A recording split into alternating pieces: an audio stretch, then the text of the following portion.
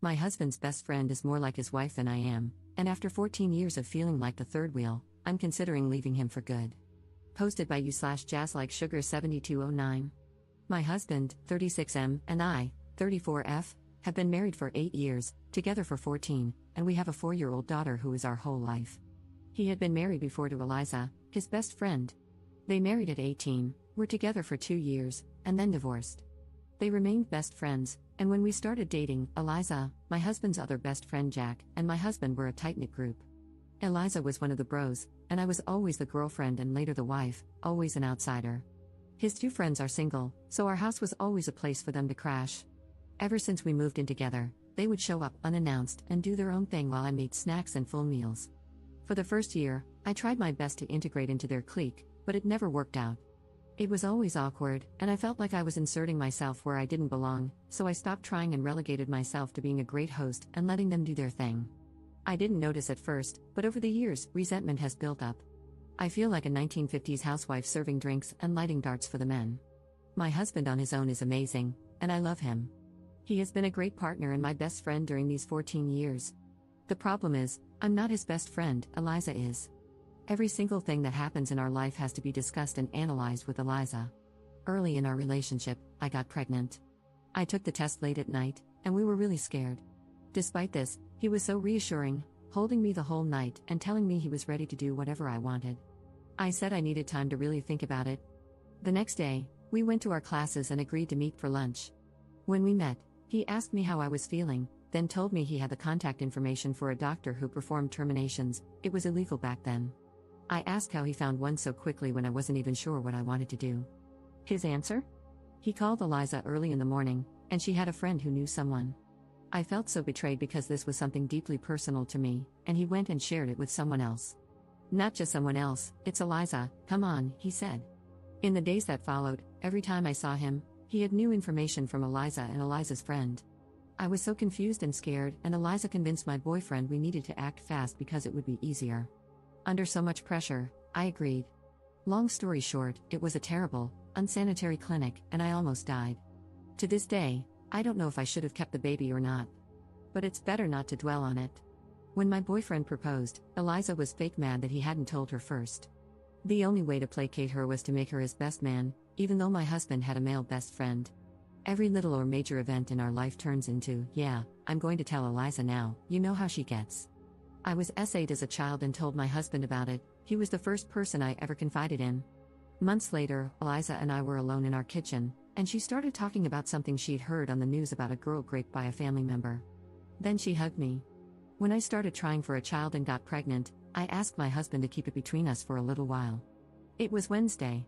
By Sunday, when I saw Eliza, she congratulated me. I ended up miscarrying. I started looking for a doctor to help me deal with my depression, again, something I wanted to keep private. Eliza was so understanding. When I was pregnant with my daughter, Eliza came to me full of advice on things I should do. I told her to mind her own business, which really hurt her feelings. I stood my ground and told my husband I wasn't going to raise my child with Eliza's input and didn't want to hear any advice from her. This turned into a big fight with my husband because I was rude and Eliza was family and already considered herself an auntie. That was the only time I gave my husband an ultimatum: Eliza better keep herself away from my motherhood, or I will leave. Now, my resentment has reached the point where I don't want her near me, my house, or my husband. I feel like she is more married to my husband than I am. My whole life feels like I'm living in a best friends to lovers drama. I'm not sure why I'm writing this. Probably because I'm sitting alone in a coffee shop thinking how much I want my husband to just be my husband, not make me feel like a lame love interest in someone else's epic love story. In the past, my husband thought I was being childish. Despite loving him, I can't keep being married like this. I don't feel I can trust him to talk to me without involving Eliza, and I don't want to issue another ultimatum. Update 1 month later. I'm going to start by saying how thankful I am to everyone who showed grace on my last post. This isn't a happy update. If anything, welcome to the pity, angsty train. After writing my post and reading how most people felt about it, my head was full of doubts and sadness. Your opinions weren't a surprise since most of my friends and family had voiced the same at some point. I guess I'm too slow and need to be punched harder to understand. A few days after my post, I took a pregnancy test, and it was positive. Having a large family is what we always wanted, and ever since my termination, I've been left with a feeling of having empty arms. Holding my daughter in my arms felt like being whole again, and I knew I needed to grow my arms even more to hold my new baby too. But after the initial happiness, an ugly feeling started to grow in my stomach. I didn't want Eliza in our life. It felt like taking off my innocence glasses, and I was finally able to see her, really see her. How every smile was so damn fake, how every compliment was always mean-spirited or a veiled self-compliment. Nice potato salad, it was great. Oh, remember, to my husband, that potato salad I made? It was kinda unbelievable blah blah blah, or, nice outfit, I love how confident you are. I can't leave the house without making sure my outfit is flawless. Her reaction to my first pregnancy, my wedding, our travels, my second pregnancy, buying a house, how everything that should have been between my husband and me always included her, as if our life were a play she should write and direct. On our first Christmas together, she came over while we were decorating. With all her positive critiques, I ended up sitting in a corner drinking wine while she and my husband decorated. She's always here. And by here, I mean in my life. She has a say in everything in my life, to the point that when my husband voices his opinion, I can tell when it's his words and when it's Eliza's. I'm not saying that since I wrote the last post, everyone turned into ultimate evils, but thinking and rethinking about my life with my husband, I realized I've always been a passive character. It's like my husband got himself a pet, and he and Eliza are going to be endgame when they both realize they never stopped loving each other. Some of you, like my sister, will say I'm dormant. I guess I am. I've let this go on for so long that it's become normal. My life isn't bad, my husband hasn't been a bad husband, and Eliza isn't so bad at the bars that she hasn't tried to kill me yet.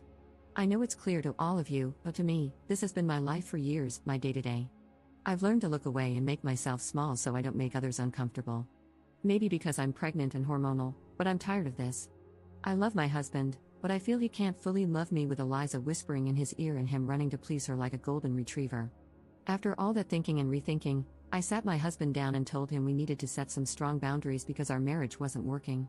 I didn't feel loved or respected as a wife or even as a person. I explained more or less what I've written here. My husband denied everything and tried to explain himself, saying Eliza was like a sister to him. I said even siblings have boundaries. It went back and forth, with him making me doubt whether I was, in fact, trying to control who was or wasn't in his life. He even joked about whether he'd need to sneak away to have a drink with his friends. For a moment, I wondered if I was, in fact, crazy. But I stood firm. If he wanted to keep this marriage, Eliza needed to be gone from our life. At first, I thought low contact would be enough, but seeing his reaction, I knew that wouldn't work. Maybe I wouldn't see Eliza, but he certainly would, and I would be antagonized and mocked. Honestly, knowing this made me realize my marriage was over. So I pressed with important questions. What were his real feelings? Why did they divorce if they were so hung up on each other? Why hadn't he left me sooner? Why not leave me now? Did he love Eliza more than me? Why? What was it about her? What did she have that I didn't, that made her impossible to leave? In summary, he loves her, but he also loves me. He doesn't understand how. Both of us bring something he doesn't want to miss. He's not sure if he wants a life with Eliza like the one we have, a marriage, a family, but she is his soulmate. They divorced because their relationship was so intense it burned them both. With me, he has calm, peace, and a loving place to come back to. He's never cheated but admits he sometimes fantasizes about her being me and me being her. They often talk about having this life together but agree that being together would destroy their bond. Also messed up, my God. I know it was kind of obvious to all of you in my first post, and it should have been obvious to me. But hearing my husband say he loves another woman, that she's his soulmate, and that he put her at the center of our life, made her an auntie to our daughter and some kind of sister-in-law to me, a supposed family friend, it broke me. I'm not going to lie. I threw myself on the floor, hugged his legs, and begged him, asking what I needed to do to make him love me, to only love me. I felt so pathetic, but I thought everything was worth saving something as valuable as my marriage. I cried and cried and cried. And the hardest part was hearing there was nothing I could do. This is all. I know it's not some shocking news, but for me, my life is falling apart. The only things holding me together are two little hands that hug me every night and the small bean in my belly. We haven't discussed anything legal yet. He's left the house, and my sister and mom are staying with us for now. Top comment. He's a selfish, cruel man. She is equally horrible. He used you, kept her around, and she played along with it. He says he sees her as a sister but then claims he fantasizes about her being you and you being her. Both cannot be true at the same time. She is either a sister to him, or he wants her to be his wife. All he does is lie. He was living his best life and got everything he wanted. He has cheated, maybe not physically, though I doubt it, but emotionally, he has. You deserve to find someone who truly loves you and chooses you every single time, not someone who keeps another option. You were their little doll to play with. You gave him all these wonderful things so she didn't have to, but she gets the perks of being your husband's girlfriend without ever having to get pregnant or do any hard labor in a marriage. I'm so sorry. Second update 1 month 2 weeks later. Hopefully, this will be my last update, but not the end for me. Thanks again to everybody who sent me encouraging messages or replied to my last 2 posts. To clarify a few things people asked or guessed, yes, I'm South American. I live in a very religious country and was raised Catholic, even though I don't follow any religion now and consider myself an atheist. Some things are just too deeply ingrained in our brains. Also, yes, I grew up seeing my mom crying over my dad's multiple affairs. I always thought I would never let something like that happen to me, but oops. Luckily, I started seeing a therapist and will heal a lot of things. One of the very first things I discussed with my therapist was my termination, how deeply it hurt me and how big an impact it had on my mind. And yes, some of you guessed correctly. After the termination, I was determined to get something good out of a very traumatic event. Since I loved my then boyfriend so much, I thought maybe our relationship could grow stronger and better. And I fought hard for that. Then, after a while, it became more about, have I suffered so much for this relationship just to lose it over this one thing? No. Later, it turned into, this is my life, go to sleep and get over the pain. Now, I realize how similar that mindset was to my mom's while forgiving my dad. But since I wasn't being physically cheated on, it never crossed my mind that I was doing the same thing. Now, about my husband and me, we are getting a divorce. I put on my big girl pants and went to talk to him again. I promised myself and my children that I would never beg someone to love me, and my children wouldn't have to grow up believing that something is worth more than loving and respecting yourself. So, I went to talk to him, mostly to say I wanted a divorce, and that's all. At first, I wanted to write down all the things he did that hurt me and how much they hurt, but what's the point? Communication time is over for us as a couple. He was all shocked and then teary because he didn't want a divorce. He tried to convince me to take more time to think. Then he tried to negotiate, asking what I needed for this to work, what I wanted, and what he was willing to do. He was so generous to offer to take some distance from Eliza to work on our issues. I laughed like a maniac because WTF. He said our family means everything to him, our daughter, our new baby. I was something he valued so much.